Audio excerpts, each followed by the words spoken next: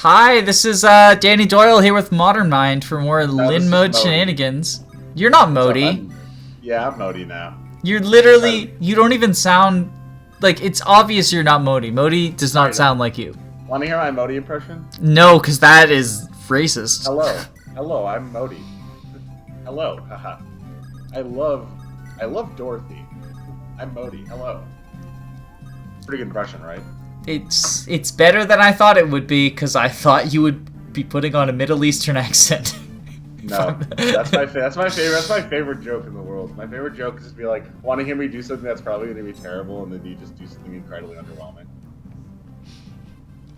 Speaking of underwhelming, look at the amount of damage these mages are doing to Sane at base with just the pure water.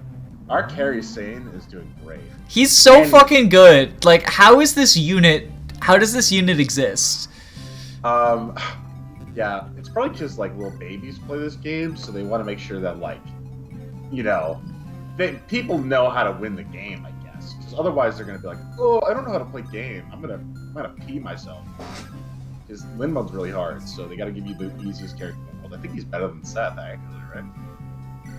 I don't know who Seth is. I've never played anything other than Lin mode.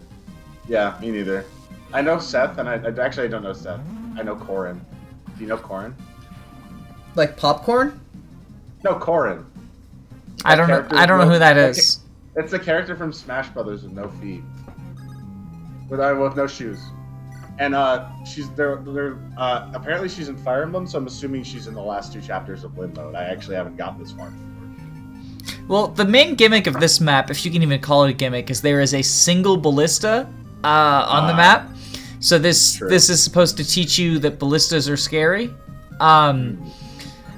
I'm still trying to pump some experience into Lin and Sane. Mostly Lin, because she's like really fucking weak at this point and needs the experience. But instead, Lucius gets this kill because I'm bad at Fire Emblem. Lucius is cool though, so it's okay. I like Lucius. Me too. He's very cool. Lucius fucking rocks. I like his battle animation sprite with the long hair. I don't know why, I just find it kind of adorable. He fucking rocks. Also, he's a little wizard. It's kind of cool. I think he's also gay, probably. Why would you say he's gay? Please elaborate on this point. Because he loves Raven and they do kissy kissy kissy. Oh, they do, yeah. No, I like their support. It's very adorable. Yeah. Oh, yeah. Are you gonna try to accuse me of something, huh? Their support is adorable, and I fully support this whole they are gay reading. Speaking of their support, there's something that, like, I hate the writing in FE7. I generally think FE7, like, even beyond the writing, like, the gameplay I don't really care for either. But something happened that I was like, oh, FE7, like, actually impressed me in a way that I didn't think it would. I was playing a draft race, right? And Priscilla died, because I didn't draft her. I, like, just deployed her to recruit Raven, because I did draft Raven. I drafted both Raven and Lucius. So I drafted her to recruit Raven, and then she died, and I didn't reset, because, like, I wasn't going to use her anyway, right? Yeah. And then when I got their B support, he said something that was like, Raven said something to Lucius that was like, you're the only family I have left. Priscilla, ... I don't even want to think about that. So I was like, oh, that's really cool. They changed the support based on the fact that Priscilla died. And I was talking to Jacob about it, and I was like, you know, I hate FE7, but I do need to give them this one, like, point of credit that they did that thing that's, like, really cool. That I know FE9 does some stuff with the supports in that, with, like, Makalov, if Marcia's dead, will say some different stuff in his support, or stuff like that.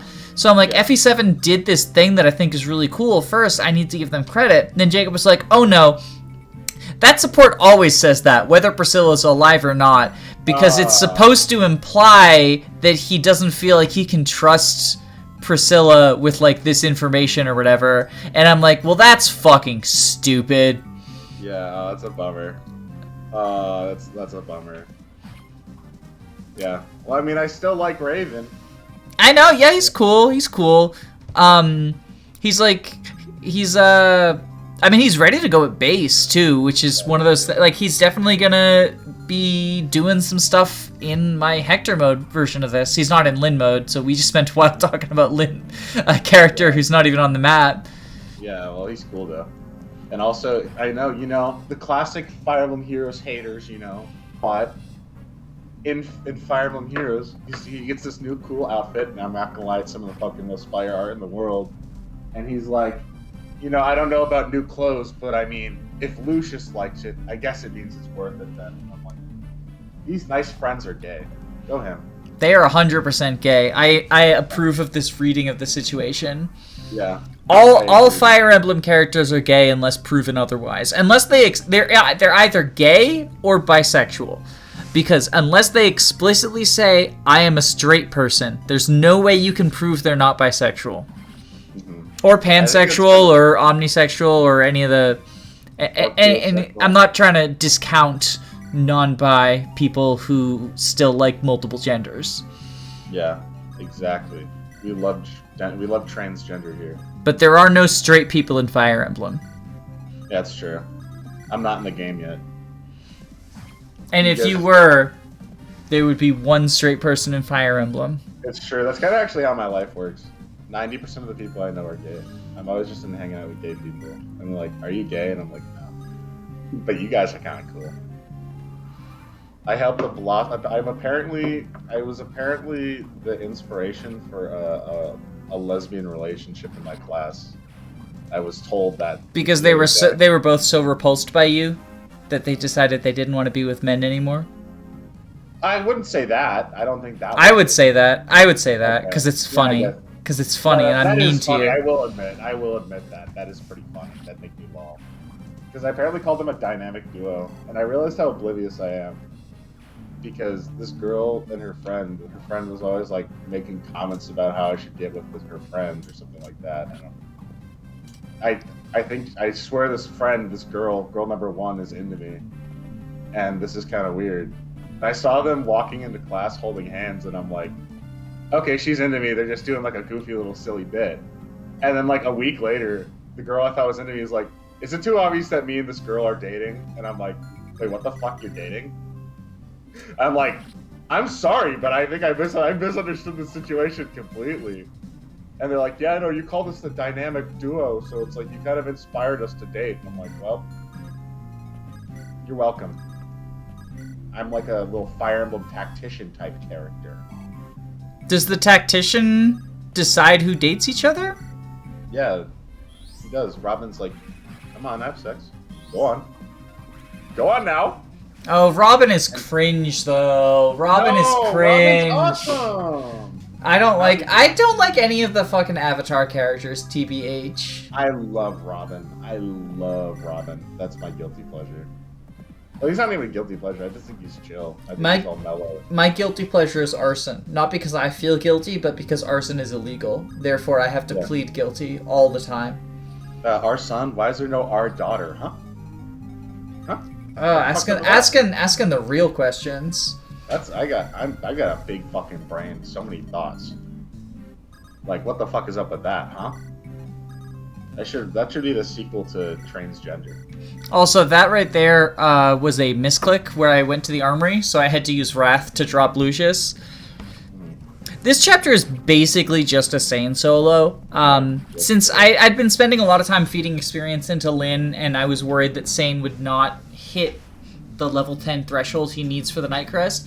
That said, Lyn does pick up, I think she picked up an Axe Reaver, or not an Axe, a Lance Reaver in that village. She picked up a Reaver of some sort, because they... Ooh, I love Reaver weapons. I love Reaver weapons too. I think I legitimately love Reaver weapons. I think they are an interesting design space that I wish Fire Emblem explored more often. It's like, this game, Fire Emblem 6...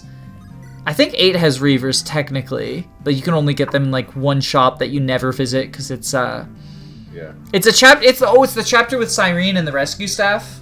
Oh, is that the one where Lion is just standing there? Menacingly, yeah. I hate that chapter. Oh my god. Honestly, like the only thing you should do in that chapter is just like try to two-turn it and kill Lion quickly.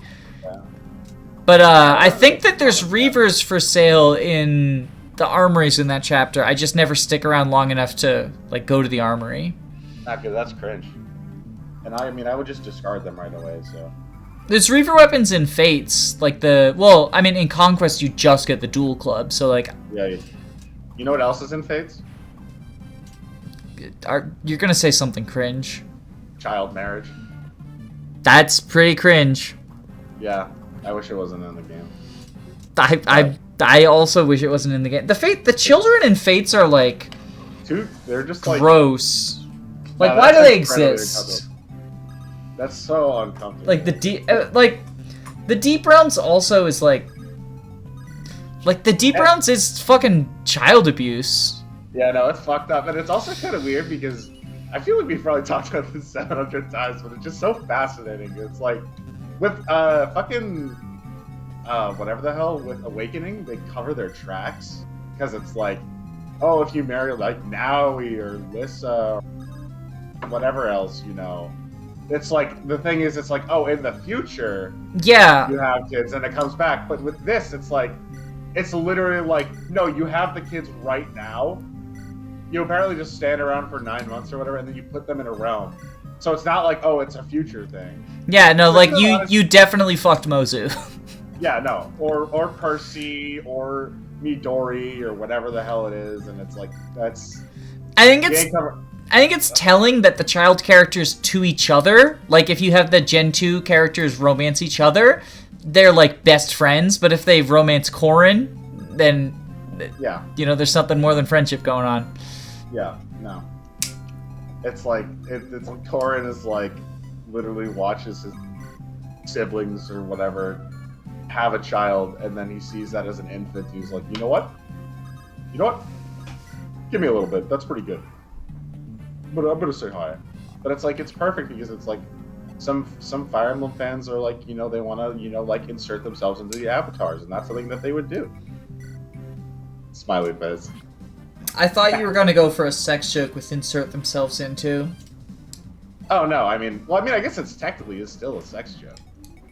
Because it's yeah, I just thought you were gonna make like a penetration remark or something. I don't even know what that is. I've never talked about sex in my life. I don't even know what that is.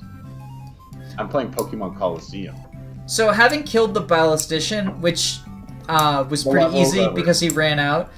The other gimmick of the level is, as I touched on, there's a Reaver weapon in the village that Lyn got. I think it must be a Lance Reaver, because I think Lyn is using it. And then all of those enemies down there around the boss have Reaver weapons. So, like, the soldier has a Axe Reaver, the Barbarian has a Sword Reaver, and the Mercenary has a Lance Reaver. Yeah. Unfortunately, though, Lance is not in this game, so it doesn't actually do anything. He's actually in the previous game. So. Yeah, but his descendant is sane. No, his descendant is Roy. Oh, wait, no, this is a prequel, isn't it? His father is sane. I don't fucking know how, like... Okay. This game, the story, everything about it bugs me. It makes me so mad. It makes me so upset with fucking Canas, like... I mean, like... They still, like, I feel like it's because it's like they half-ass it. Everyone has to get killed for some reason, and it's like, but at the same time, it's like, oh yeah, Eliwood's sick, you can just do that, or whatever. It's like, characters are busy, and they have to, like, be in government roles. It's like, I think Pent and Louise are supposed to still be alive, but, like... Yeah, and, like, Wrath is alive because he has to give birth to Sue. No, I think he dies, too. I think he gets wiped out. I mean, that one at least kind of makes sense, because it's like that was like there was like story things with fucking the tribes got wiped out by burn pretty much, except for Monkey. So it's like I guess that makes sense, but it's like Canas dies in a snowstorm. I guess it's like okay, it's like the stupidest way to die. Why you're just in Ilia and you're like okay, I'm gonna stop this snowstorm, guys. Don't worry, it's gonna be fine. I was like, well, shit, I guess I'm dead now. Well, that's a bummer. I mean, Blizzard does, in Thracia, Blizzard puts you to sleep. So, like, it would make sense he fell asleep from the blizzard and then probably got eaten by wolves or some shit. Yeah. And then I guess Nino dies, too.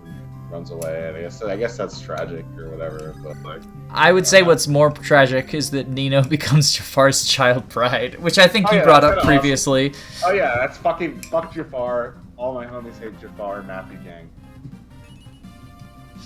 Well, Matthew and Jafar can have a support with each other, though, right? Yeah, no. In which Matthew tries to kill Jafar for the first two of them, like literally. That's the support. He tries to fucking kill them. Can we just comment on like how many fucking Fire Emblem supports are just B support and A and C support are like I hate you, but for some reason you still gain stats off of it?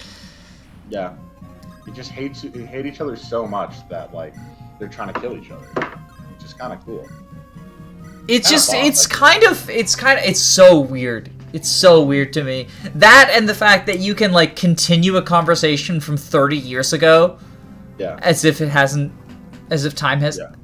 The support system in Fire Emblem is goofy. My hot take is the support system in Fire Emblem is less than perfect. Ooh! Crit animation. Crit animation. I'm gonna say it's the best thing ever made. Because I'm gonna be on the other side of that argument. But this is a very minor complaint and honestly doesn't really mean anything. But I think that I really wish that they made fucking Dorothy Dorcas's daughter.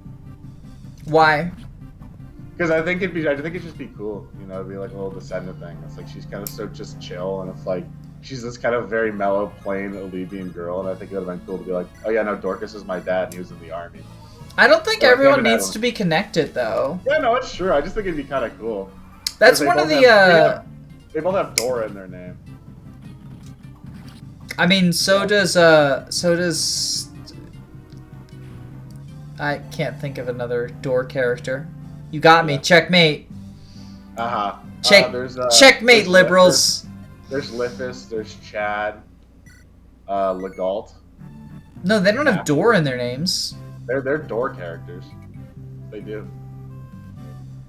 Oh, wait, is that a opening the doors joke? Yeah. Oh, look, it's everybody's favorite problematic Fire Emblem YouTuber. Oh, it's Rapist Man. It's punchline time, guys. It's Rapist Man. What if instead of taking the Master Shield and promoting himself, he said, I'm gonna sexually harass my fans for Mangs points? What if he said that? I think that'd be a cool little nod to my favorite YouTuber. So yeah, this is the chapter where we get Wallace and Wallace's famous Night Crest. That in the tutorialized version, you actually are forced to use that on Wallace. I'm gonna be using it on Sane instead for the reason of Sane as a paladin. I feel like would bring more value to me than Wallace's general. Plus, like, okay, for anyone who doesn't know, you can actually kill off Wallace in Lin mode, and he comes back as the general anyway. So if you use the Night Crest on Sane and then kill off Wallace, then like you get 2 promoted units instead of 1. But I'm also not going to be getting Wallace in this playthrough because I'm trying to go the Geats route. That's good. Like that's the entire point of Lin mode is to go Geats route. So like why would I promote Wallace? Fire Emblem, a cool little Fire Emblem reference is that did you know the fact that Wallace is forced to use the Night Crest is a reference to how Mangs in real life forces people that don't want to do things to do things. Did you know? That's a true fact. That's a true rapist fact. It's true. Follow twitter.com/awesome comedic Mangs jokes for more. Don't do that. Don't do that. I don't recommend that. We're gonna get in trouble. We're gonna get in so much trouble. I'll be curious to see how many people unsubscribe, like how many subscribers I lose upon the various videos where we talk about how Mangs is a sexual predator get promoted.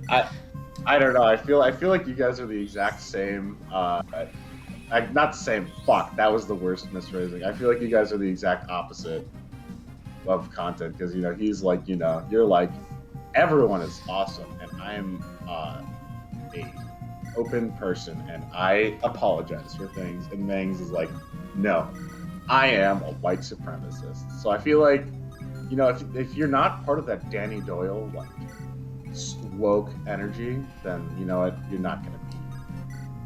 Oh man, I'm in trouble.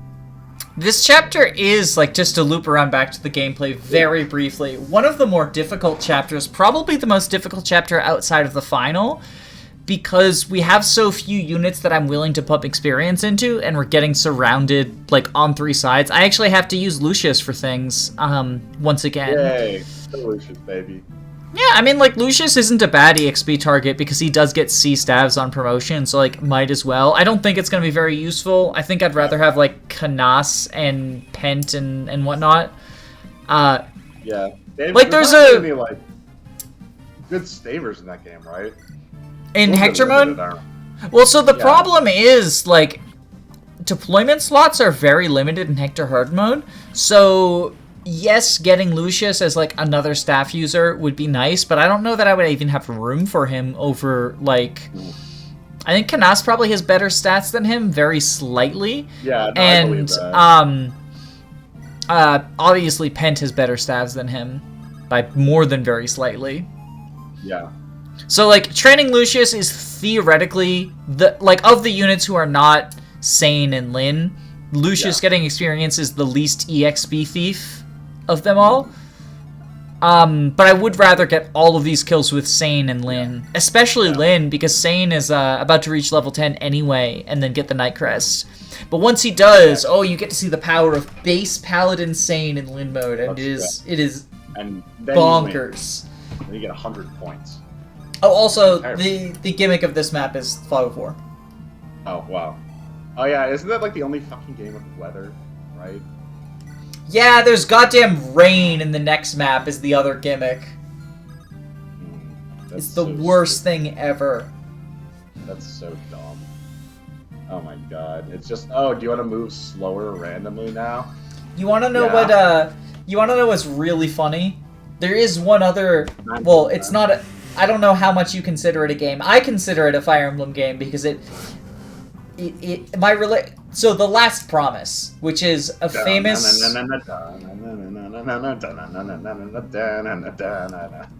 Yeah, The Last Promise is like a famous, like Fire Emblem ROM hack, right? I consider it basically mainline because, like, my relationship with The Last Promise is I unironically love that game despite its many, many, many flaws. And that's kind of how I feel about every Fire Emblem game as well.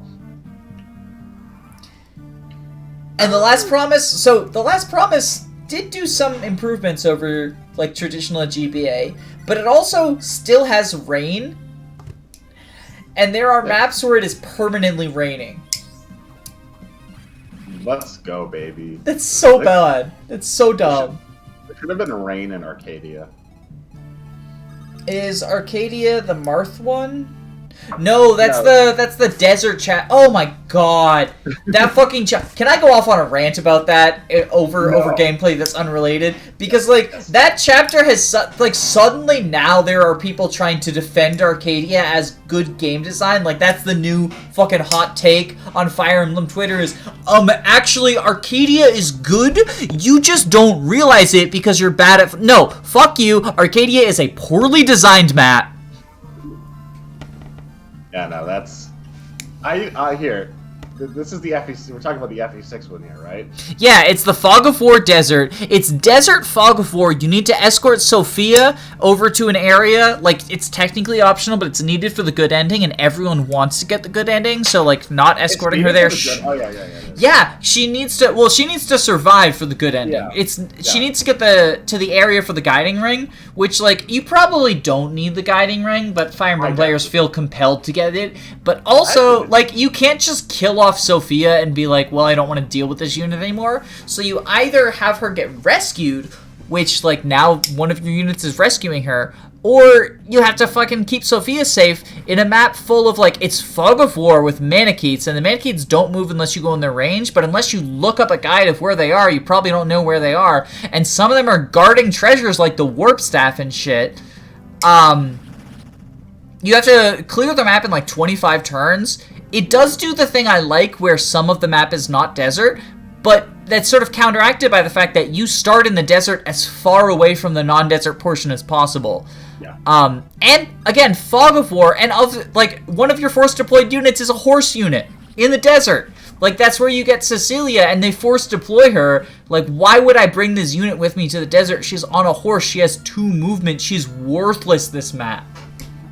I think my hot take is that I don't think that chapter is that hard. That's my hot take. It's not hard. It's just tedious. It's a little tedious. I feel like there's definitely maps that I found a lot worse when I did my replay.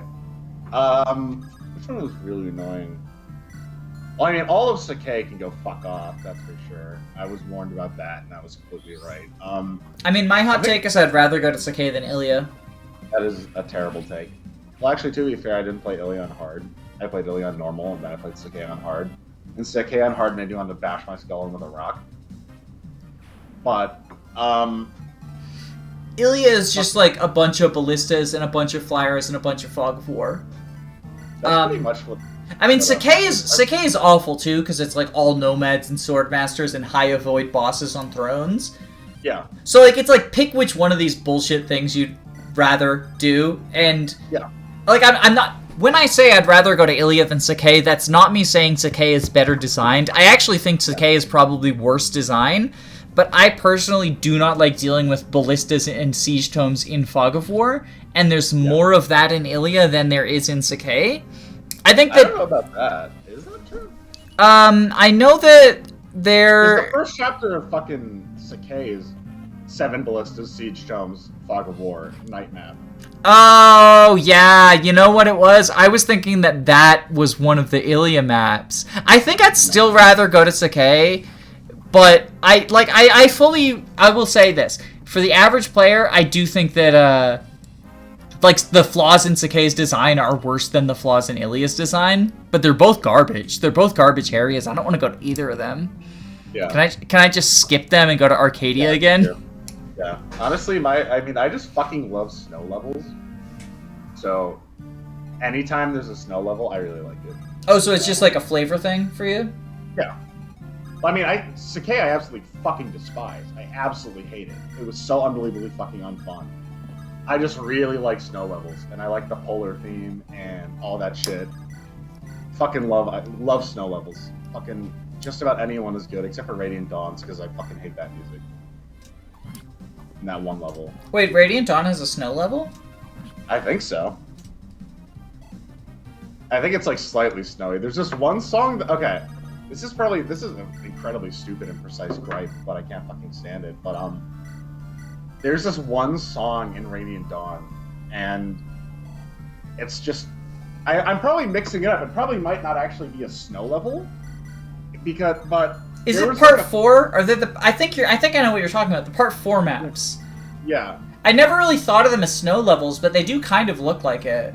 Yeah, there's this one song that I fucking hate. It's so droning and dreary.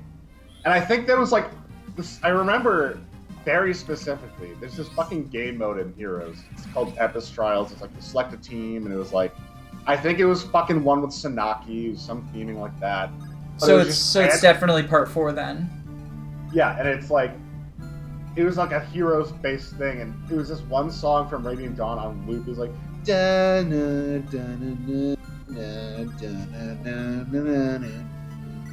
it's like, hated it, and it's like, anytime I hear that song, I'm like, I fucking hate this so much. Like, Radiant Dawn's got some high-quality music, absolutely, but that song I just cannot fucking stand. Like, you know, you gotta have the Eternal Bond, you have the Ascent, it's like, it goes hard. It goes so hard. But I'm gonna find that song, and because I hate it. What is your favorite Fire Emblem music? That's tough.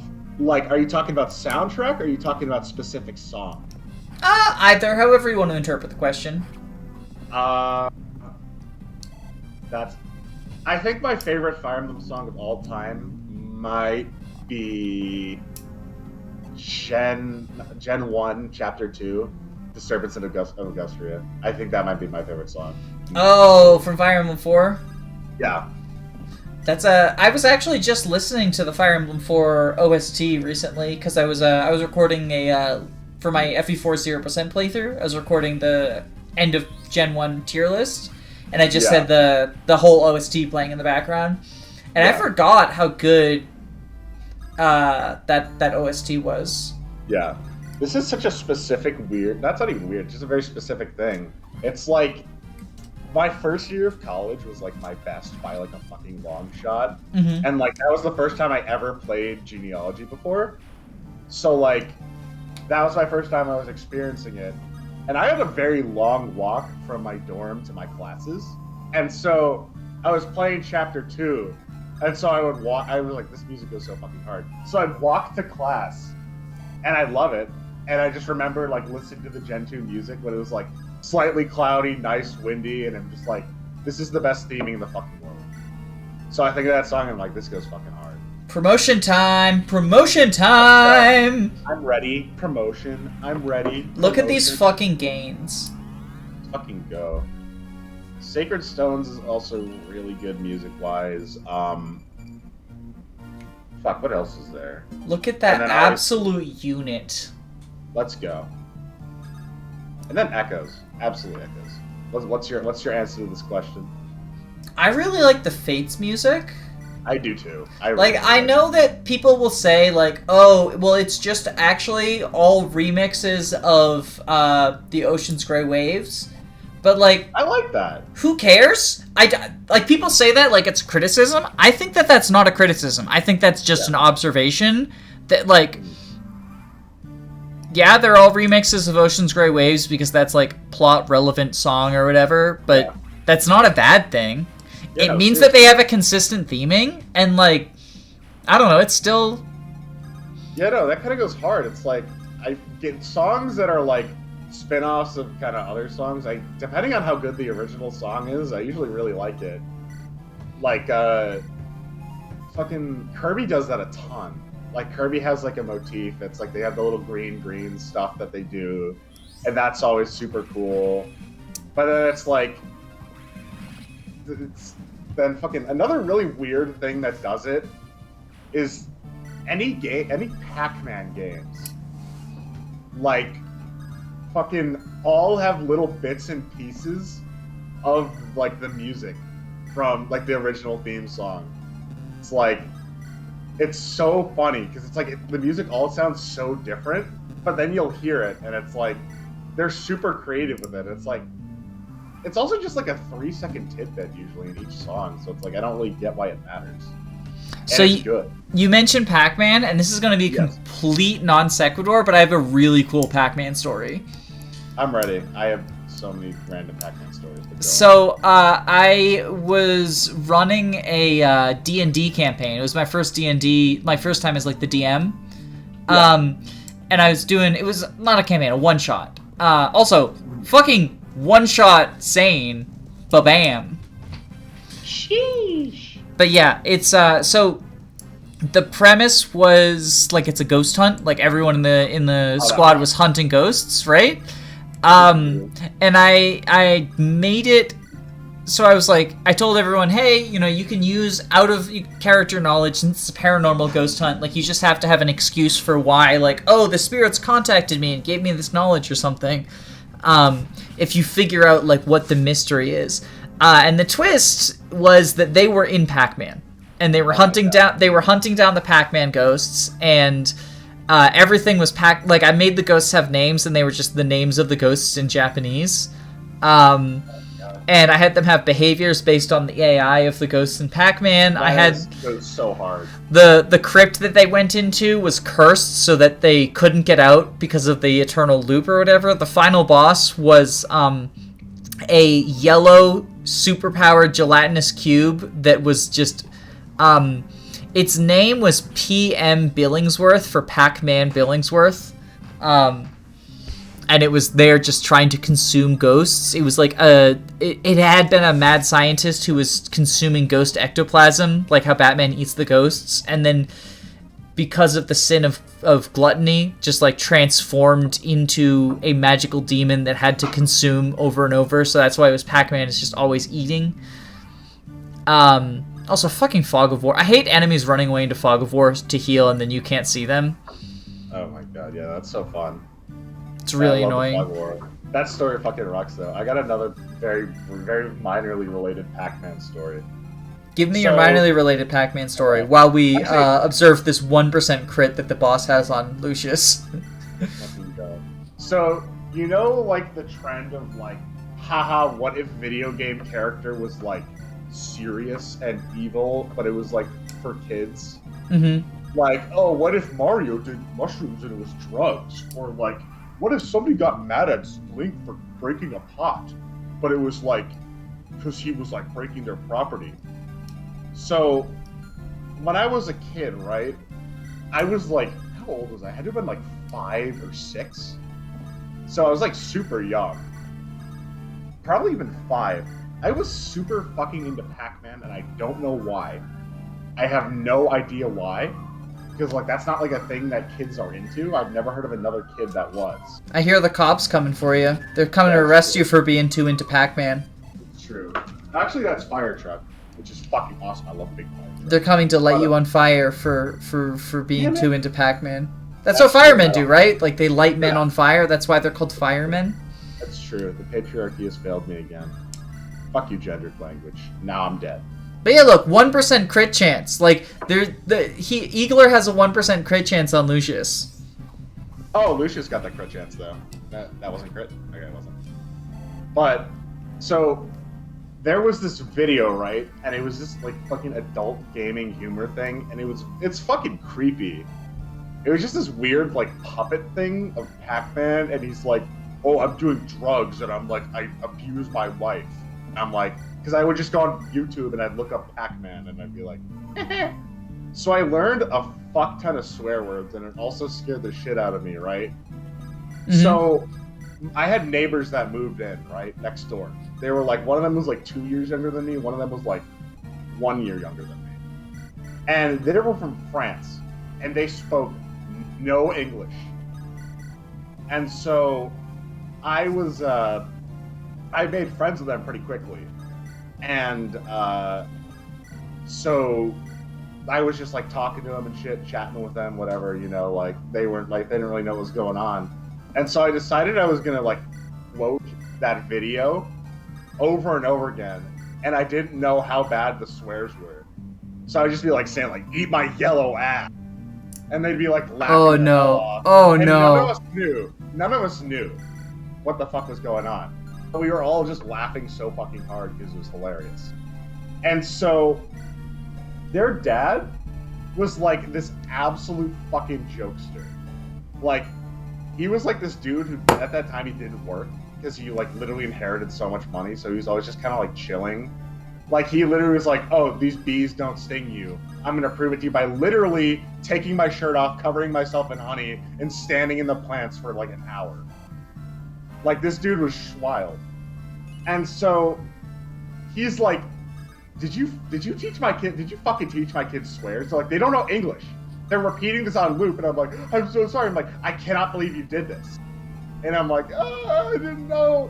And so that same day, I'm just in my backyard, like, we're having a cookout, right, my family and I lived in a cul-de-sac, so all the neighborhoods were, like, linked. And he just, like, walks into the neighborhood, the dad comes in. He just walks into our backyard and just starts chatting very pleasantly with my parents. And I'm sitting there fucking sweating. Because I'm like, he's going to tell my parents what I did.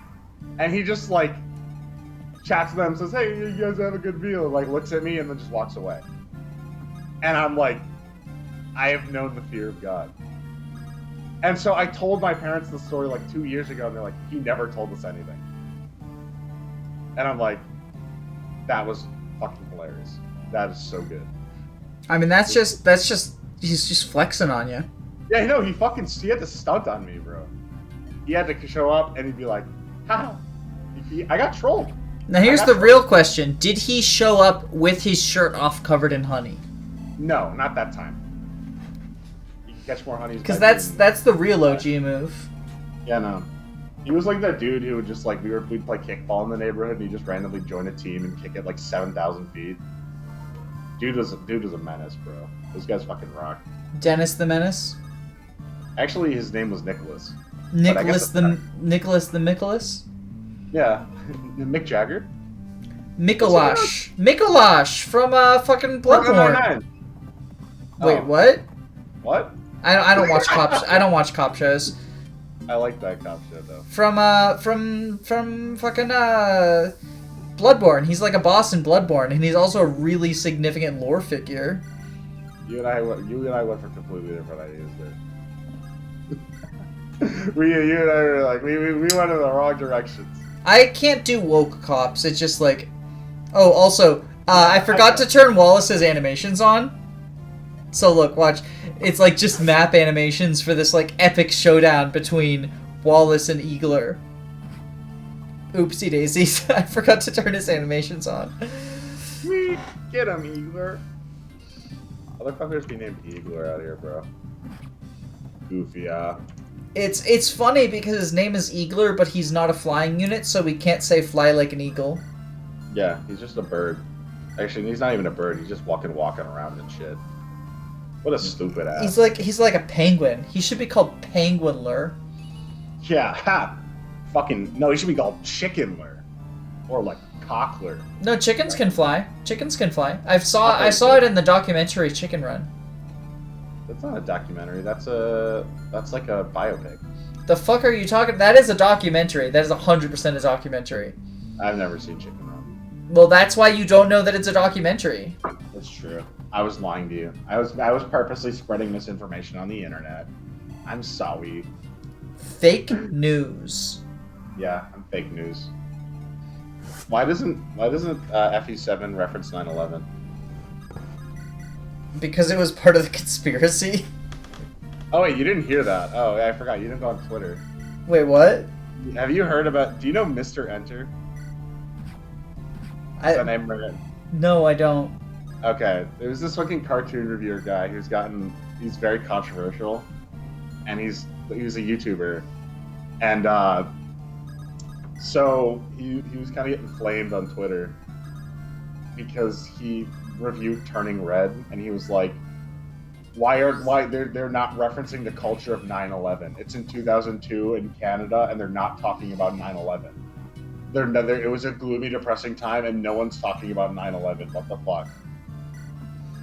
So there's a song that I like thought was very funny about 9/11. That's like 9/11, 9/11. What went down in Building 7? And like I thought it was a funny sort of like goofy, song, right? Mm-hmm, yeah. Then it turns out that this guy who wrote the song is actually a 9/11 truther. And like this was actually him trying to like promote the 9/11 truther conspiracy theory. And it's just like, well, that's not funny anymore. I mean, I feel like it's like a little bit more. I actually feel like it's more funny now because now it's like you don't have to worry about like, oh, now it's like this is a guy who's trying to make like a really sad song. Now it's just like, oh, he's crazy. No, it wasn't supposed to be a sad song. It was supposed to, like I thought it was supposed to be a parody, but instead it's just like conspiracy theory stuff. Yeah, kind of boss. What if 9/11 was cool? That's my conspiracy theory. What if they just did it because it looked awesome and everyone was okay? My hot take is 9/11 is not a cool thing. Yeah, that's true. I'm just saying, like, what if it was, like, hypothetically? What if George Bush wanted to do it because he thought it was lit? God, this video is going to lose me so many subscribers. I said I don't like cop shows. We talked about Mangs being a rapist, and now we're on a very long tangent about 9/11.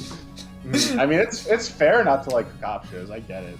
I really, really like Brooklyn Nine-Nine, but at the same time, I understand why someone, like, especially, like, now, couldn't go into that and be like, this is awesome. Like, oh, I mean, like, I watched, like, 4 or 5 seasons of it. It was fucking hilarious. I just can't, I can't do it with, like, I can't do woke cops. Yeah, like, it's one thing, like, the regular procedural cop shows or whatever, where there's some amount of, like, but where they're specifically supposed to be woke cops, it just, like, it's a level of propaganda that I just can't do.